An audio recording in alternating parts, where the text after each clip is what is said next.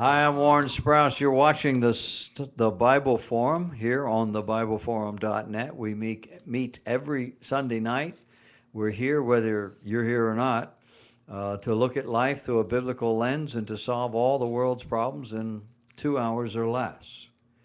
If you cannot tune in on Sunday night from 8 to 10, these little vignettes are available. They are capsulized forms of the discussions we've had during the week, and we put them up so that you can watch them all week long, 24 hours a day, if that's what you want to do.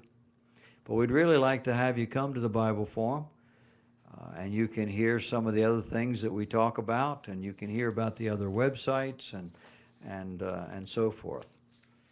Tonight I'm talking about transgenderism. The Bruce Jenner thing is in the news, and I've got a blog this week entitled, "Can Anyone Keep Up with the Kardashians?" Bruce Jenner is now Caitlyn Jenner. And according to the media, no one better think otherwise. That is the media blitz that has surrounded the pre-publication picture cover showing Bruce Jenner decked out like a woman. Sex change is the very least that we can apparently call this process, because nothing has changed on the inside. Only the outside package is different looking. Caitlyn Jennings is still Bruce, and always will be. A man, conflicted, perhaps, but still a man. A man living in a household of immature and pampered women who are being exposed to all their emotions and all their silliness year in and year out. It would drive me crazy too. I couldn't last 5 minutes with those crazy people. But because the Bruce Jenners and the Kardashians are part of the beautiful people of this world, and because they have lots of money, he's worth $10 million, that worth is probably going to go up when this season comes out, and he has his own show all about transgenderism. And because they are able to do all the dumb things they would like to do, they don't have to suffer, they don't have to worry, they don't have to go to work.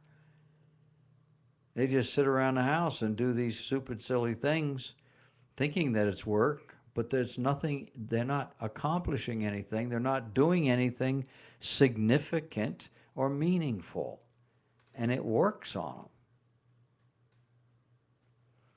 Is his change the result of being left out from among all these girls? Is it because he's being isolated with these women for so many years? Is it because something his mother did or his father? Or is it just simply he's got too much time on his hands? Time to think about things that really don't matter, and enough money to do whatever he wants to do. Pick one. The world really doesn't care. The vast majority of the world doesn't care. They don't even know about this. And here in this country, I would venture most people don't know. And those that do know only know what they've been told, and they don't care. The hope is that this change will bring about the happiness that Bruce has always wanted. Will it? Statistically, no. According to a 2008 survey conducted by the National Gay and Lesbian Task Force, along with the National Center for Transgender Equality, transgendered persons are 4 times as likely to suffer HIV infections, 2 times more likely to be homeless, 2 times as likely to be unemployed, and 4 times as likely to have incomes that are under $10,000 a year. 41% of transgendered people commit or at least attempt suicide. 70% of these people misuse drugs and alcohol in order to cope with their new lives. 2% are being or reported as being homeless, which is twice the national average. According to at least one evaluation of what is called psychiatric axis 1 comorbidity, I had to look it up. Axis 1 is a psychiatric class. Comorbidity refers to several disorders impacting the patient at the same time. So at least according to one evaluation of a psychiatric axis 1 comorbidity, 62.7 of these people have unreported mental disorders. 33.7 have depressive disorders, 20.5% have specific disorder, and 15.7 have adjustment disorder. The psychiatric community refers to those who are now being called transgender as suffering from gender dysphoria. It's a diagnosis of depression, but we're not allowed to call it that. So the depression goes untended.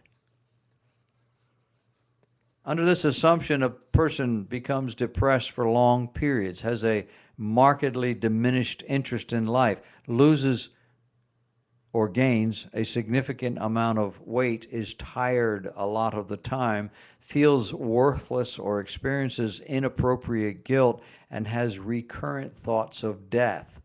Not merely the fear of death, but how to.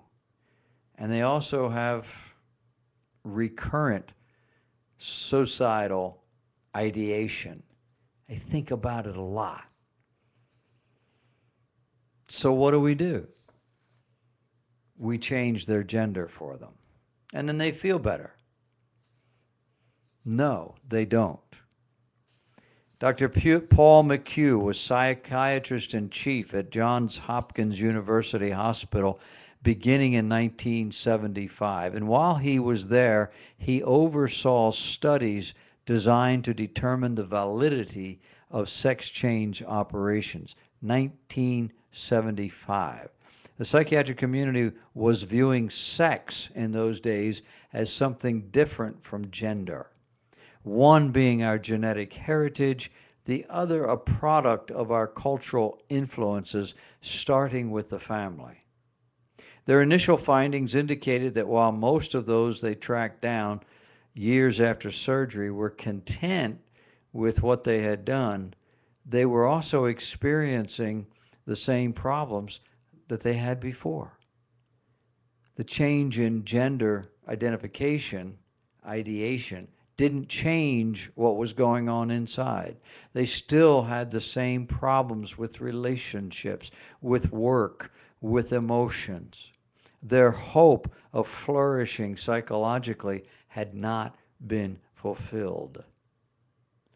Dr. McHugh concludes by admitting, I have witnessed a great deal of damage from sex reassignment.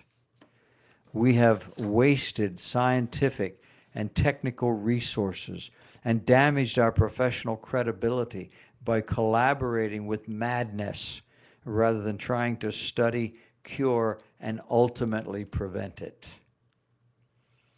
You can read this entire report at a website called firstthings.com. But here's the thing. In a world where every young person is supposed to be happy, supposed to be fulfilled, supposed to be fully satisfied, is there any wonder there's an increase in emotional disorders? I'm not a fan of the term disorder because it implies this thing, whatever it is, that's not my fault, is really what's driving my life, and I can't really change that. I can only learn to live with it, and I can only do that with your help at $100 an hour for the next 2 years. In a world where Americans believe that they're supposed to have everything they want, they call it a need, but they are looking at wants. It doesn't matter whether we can afford it or we can't. It doesn't matter whether it's ultimately good for us or not. We just want it. And the do-gooders and the sympathizers and the socialists, they're not all the same people, make sure we understand that nothing is really our fault. It's the people in our lives who have created whatever problems we now have. And they've done that by somehow repressing my desires.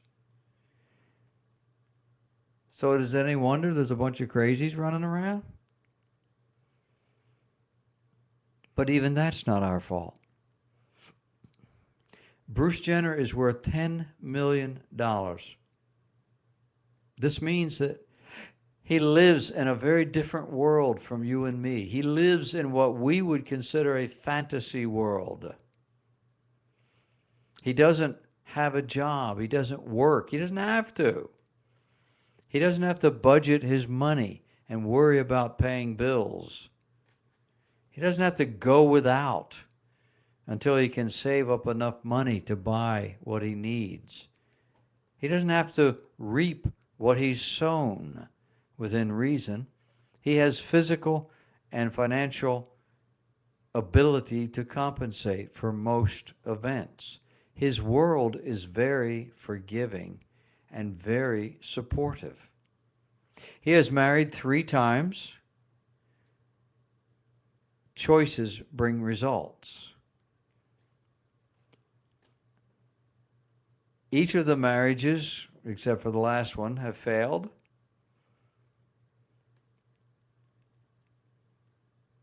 In his world, getting married is another way to satisfy the demons, whatever those demons might have been. He is 65 years of age.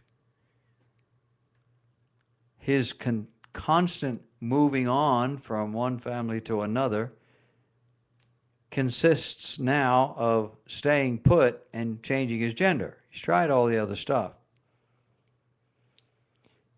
Am I the only one that sees patterns like this? His older children have refused to participate in this season's coming out party, which I believe is this week or next week. In terms of choices, the choices do bring results, and all the money in the world is not going to keep you from feeling badly should you violate your value system. All the money in the world will not compensate for being a selfish husband or a selfish wife. All the money in the world won't compensate for raising a bunch of spoiled brats. And the knowledge that you could have done more or that you could have done better is such that it'll keep you up at night, no matter how rich you are, no matter how much famous you are. Bruce Jenner is a wealthy man. Wealthy people live isolated lives. They really don't believe that they need anyone. This means they don't really have to behave. How does 30 years of running away from responsibility and/or commitment